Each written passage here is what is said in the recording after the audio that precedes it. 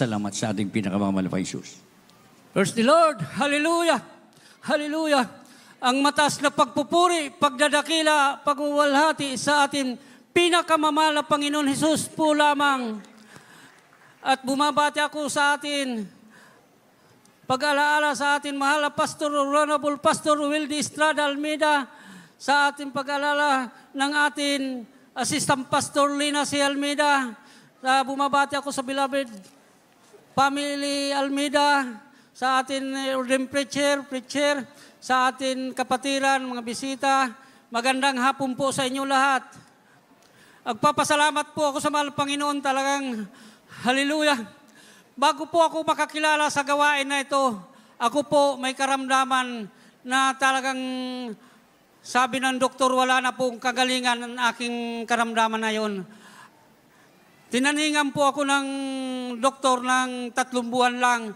Sabi, umabot po yung akin colon cancer na stage 4. Talagang salamat sa mahal Panginoon Hesus. Mayroong isang sister na nakapag-ano sa akin, sabi sa akin, sumama ka sa akin sa dako po ng may kawayan.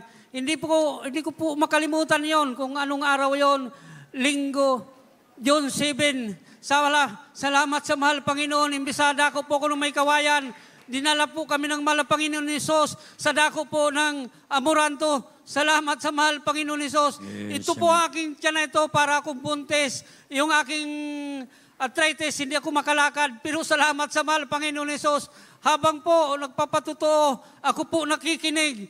Nasabi ng patuto, yung bulag nakakita, yung bingi nakakarinig. Pero salamat sa mahal Panginoon Hesus. Sabi ko, kung totoo dito ang gawain na ito, ako po magpapabautismo. Salamat sa mahal Panginoon Hesus.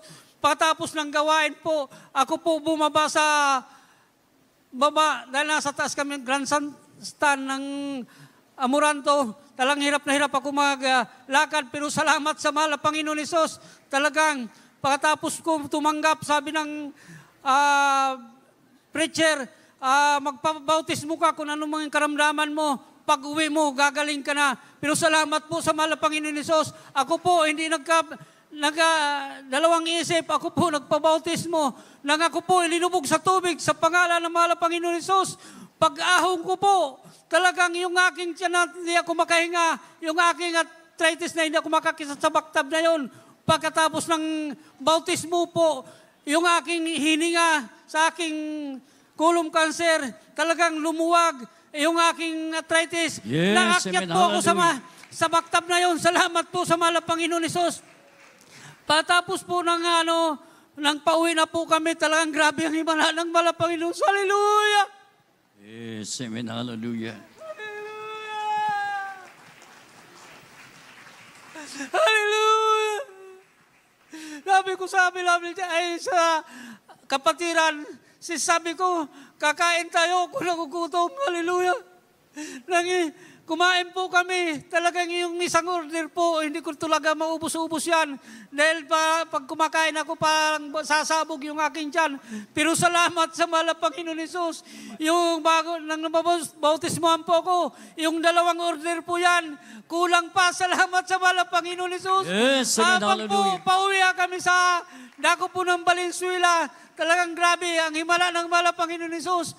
Pagdating ko po sa bahay, talagang grabe ang inuman ng akin mga anak. Talagang sabi ng mga kumpare ko, pare, tagay. Sabi ko, sige, magbibihis muna ako. Talagang hallelujah. Pagkakyat ko po sa second floor ng aking bahay, talagang pinatulog ako ng mahal Panginoon Hesus. Pagising ko po yung aking arthritis, wala nang sakit. Yung aking tiyan po na talang para akong buntis, lumiit po yan. Salamat sa mahal Panginoon. Sa loob ng 3 buwan, nasabi ng doktor, 3 buwan na lang ang aking buhay. Pero salamat sa mahal Panginoon Hesus. Pagdating po ng 3 buwan, bumalik po ako doon sa ospital. Nagulat po yung doktor. Sabi ng doktor, pare, buhay ka pa. Sabi ko naman, sinong doktor ang nagamot sa iyo? Sabi ko, walang nagamot sa akin, kundi doon sa Jesus Miracle Crusade International Ministry. Hallelujah, hallelujah. Totoo, ang Diyos doon buhay. Hallelujah! Hallelujah. Hallelujah! Sa loob ng 3 buwan talagang pinagaling ako ng mahal na Panginoon Hesus. Talagang ako, sabi ko, magpapa-x-ray ako, magpa-ultrasound ako. Talagang pagdating na ultrasound, sabi ng doktor sa akin, pare, wala nang butas sa mga bituka mo. Salamat sa mahal na Panginoon Hesus. Sa panalangin natin, mahal na Pastor Will Estrada Almeida, talagang tinutugon ang panalangin ng mahal na Pastor. Hallelujah! Talagang hindi pa po nagtatapos yan. Ako po nagpatuloy. Talagang hindi po nag-absent yan. Dating ko po na sa loob ng 3 taon talaga hindi po ako nag-absent. Sa loob ng 2018 talagang grabe ang pagsubok sa akin. Sa dako po ng Valenzuela, ako po nagpipintura ng zipper lens. Talagang po ako po nalaglag. Dapang-dapa po ko sa simento. Salamat po sa mahal na Panginoon. Ito po na aking mga kamay na ito. Putol-putol po ang yung buto na yan. Pero salamat sa mahal na Panginoon Hesus. Sa loob ng 1 buwan, pinagdugtong-dugtong ng mahal na Panginoon. Yes, Ibinalik ang kalakasan. Salamat sa mahal na Panginoon Hesus. Talagang grabe ang himala ng mahal na Panginoon Hesus. Sa panalangin natin, mahal na Pastor Will Estrada Almeida. Kaya nagpapasalamat ko sa mahal na Panginoon Hesus. Hindi pa po nagtatapos yan. October 9, sa dako po ng sulok, sa katabi nating sambahan. Talagang grabe ang pagsubok sa akin. Araw po ng Miyerkules yun, October 9, ako po nalaglag muli sa dako po ng sulok na yon. Hallelujah! Talagang grabe ang himala na pinakita sa akin ng mahal na Panginoon Hesus. Talagang mula doon sa taas hanggang baba po, talagang grabe ang himala ng mahal na Panginoon Hesus. Lumusot po ako sa yero. Paglusot ko po sa yero, talagang unang ulo ko para akong nagbulusok. Pero salamat sa mahal na Panginoon Hesus. Talagang pagdating ng biga, talagang binaliktad ako ng mahal na Panginoon Hesus. Ibinagsak po ako pa ako. Kaya salamat po sa mahal na Panginoon Hesus. Talagang hindi po ako maniwala na walang pilay ako. Salamat sa mahal na Panginoon. Wala po kong ginawa pagtayo ko po. Salamat po mahal na Panginoon. Binuhay mo muli ako. Kaya salamat sa mahal na Panginoon. Sa panalangin natin, mahal na Pastor Will Estrada Almeida. Sabi ko sa brother, ano pa ang oras? Sabi niya, 3:10 na. Sabi ko, magme-merinda tayo. Pagkatapos ng merinda, sabi ko doon sa mga tao ko, umakyat kayo, kabit niyo yung 3 parlina. Sabi niya, Kuya, boss, nang nalaglag ka, nabuhay ka. Pag kami nalaglag dyan, mamamatay kami.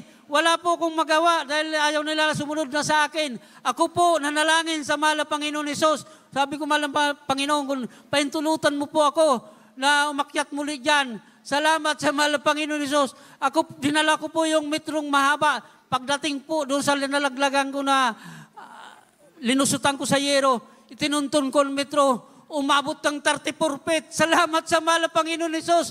Yung laglag ko po na yon, wala po akong pilay. Hindi po ko nadala sa doktor. Kaya salamat sa mahal na Panginoon Hesus. Talagang andyan ang pag-iingat ng mahal na Panginoon Hesus. Sa panalangin natin, mahal na Pastor Will Almeida.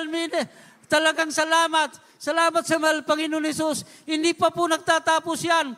2021, ako po, inatake sa puso, talagang grabe po. Hindi na ako makakilos. Yung aking paghinga, hindi na ako makahinga. Pero salamat sa mahal na Panginoon. Sa panalangin natin, mahal na Pastor Will Estrada Almeida, ako po nagpabackup prayer. Talagang grabe ang ginawa ng mahal na Panginoon sa akin. Talagang andyan.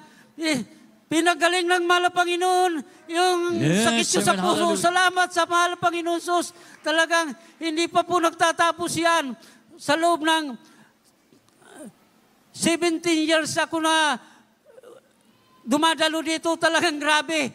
Ang himala ng mahal na Panginoon Hesus, lahat ng aking buhay, binago, dinugtungan ang aking buhay ng 17 years sa gawain na ito. Kaya salamat sa mahal na Panginoon Hesus. Hindi pa po nagtatapos yan. Ako po isang dating MPA na mamamatay tao. Kahit 1,000 po, pumapatay po akong tao. Salamat sa mahal na Panginoon Hesus. Mula na nakakilala ko 2008 hanggang ngayon po ang aking dati dala ko, Armalite M16. Ngayon po, Biblia na dala ko. Salamat sa mahal na Amen. Panginoon Hallelujah. Isus.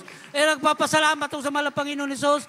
Talagang grabe ang pag-iingat niya sa akin. At ginagamit po ako ng bilang mga awit sa dako pong Marilaw. Kaya pinapasalamat ako sa mahal na Panginoon Isus. Ang lahat ng kapurian, papasalamat sa ating pinakamamahal na Panginoon Isus po lamang.